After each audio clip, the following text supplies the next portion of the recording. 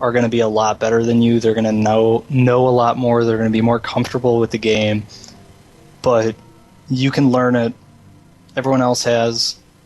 People have risen. Like, I cite myself as the best example. I rose from a D plus in IC Cup, which was pretty much the bottom of the barrel on IC Cup, and I was able to do a lot with that, and I learned a lot, and really what it takes is persistence.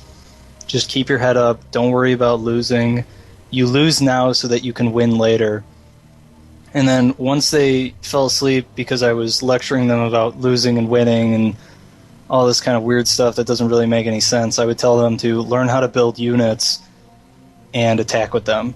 And that's probably the first step into this game, is just knowing what units you should build and being able to build them, and then attacking with said units.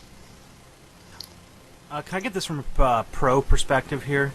How would you go about somebody who didn't know where they wanted to go choosing their race? So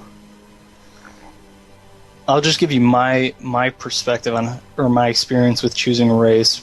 When, like I mentioned earlier, I took my month off, and so what happened was when I was getting close to starting to play Brood War, I took some time and I thought about, like, well, what race do I really want to play? And I went through all the matchups. I thought that was the most useful. It wasn't like, oh, I really like Terran. It was like, can I play TVP? And so what happened with me was I went through all the matchups. PvT, I didn't know how to play. All I could do to win that matchup was play for the late game and mass carriers. Like, I had no idea how to win in any other way. And so I decided I didn't want to play Protoss.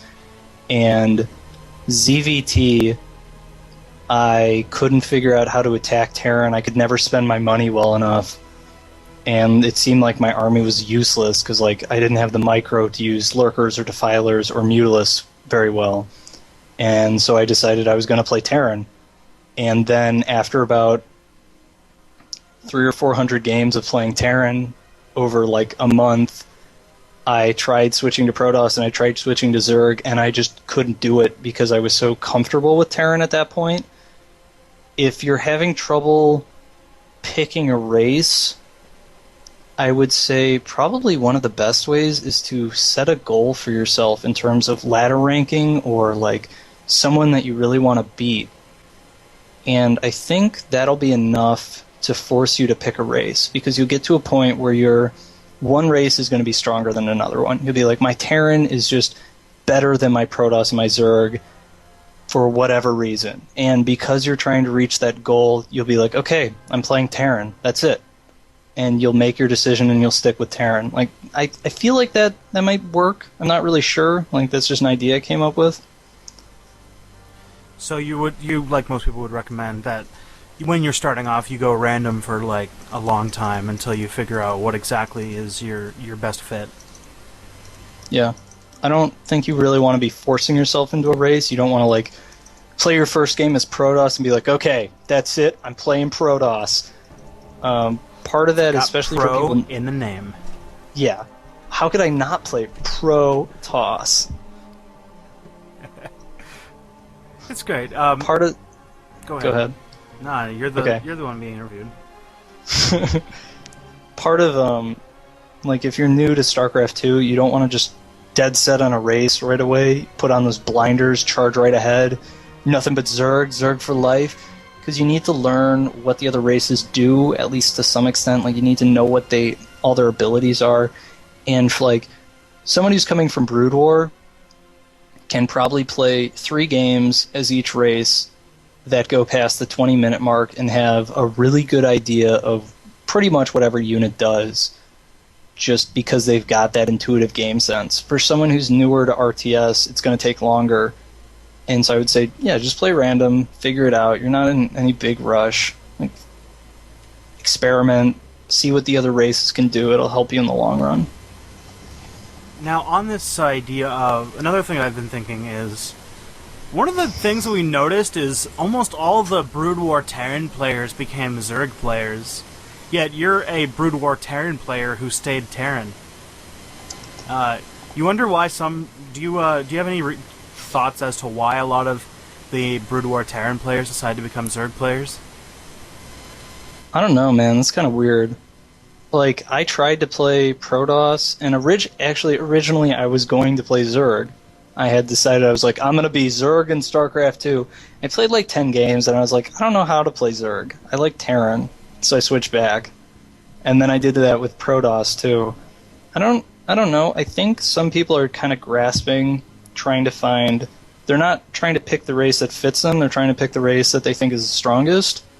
And so a lot of people think that Zerg is the strongest. I know, like, Artosis and Hydra both play on the Asian server, where Zerg has been really dominant, and so maybe, like, laddering there has given them the impression that Zerg is by far the strongest race, and so they decided to switch to it. Like, I don't know what their logic was, but it is kind of interesting. Well, Rhett did the same thing, too.